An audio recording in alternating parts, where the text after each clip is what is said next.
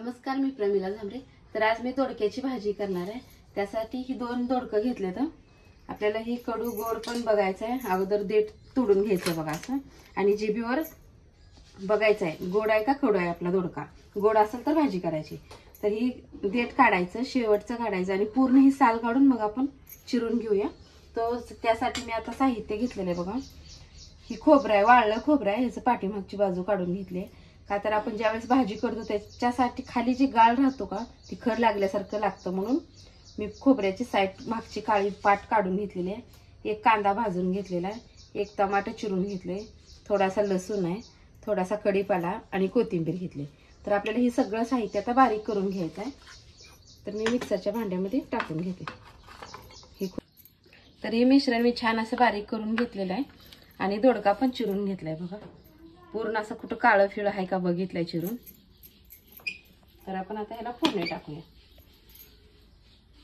तर मी गॅसवर कढई ठेवले, कढईत कांदा भाजलेला अगोदर। आता तेल ओतून घेते।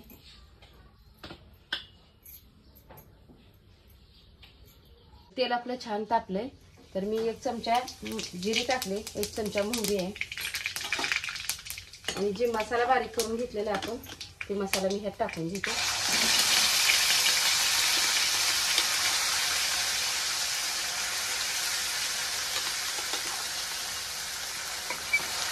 आता हे मसाला आपल्याला छान असं तेलात तळून घ्यायचा आहे।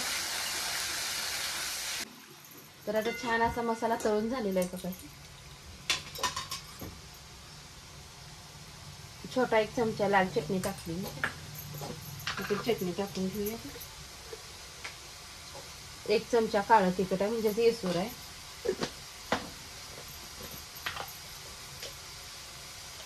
थोडासा गरम मसाला टाकते। आता थोडासा मॅगी मसाला पण टाकून घेणार आहे। मॅगी मसाल्याने काय होते, टेस्ट भारी येते भाजीला आणि चवही लागते। आता हे मसाला सगळं मिक्स करून घ्यायचं आपल्याला।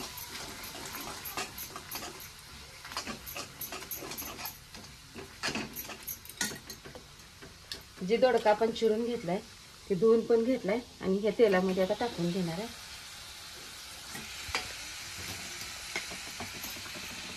आता हे मिक्स करून घ्यायचं आपल्याला चांगलं।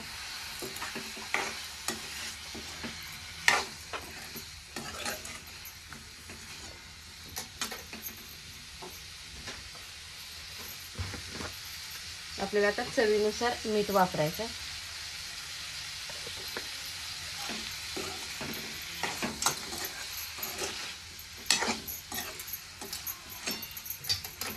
तर 2 मिनिट मी असंच झाकून ठेवणार आहे।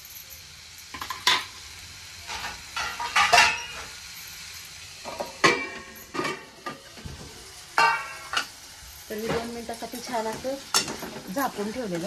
आता आपण यात थोडंसं पाणी ओतून घेऊया, म्हणजे आपला दोडका छान असा शिजेल। तर पाणी पण मी गरम करून घेतलेलं आहे, ते पाणी थोडं ओतून घेते। आपल्याला किती भाजी करायची त्याच्या अंदाजानं पाणी ओतायचं। आता हे मिक्स करून घेऊया।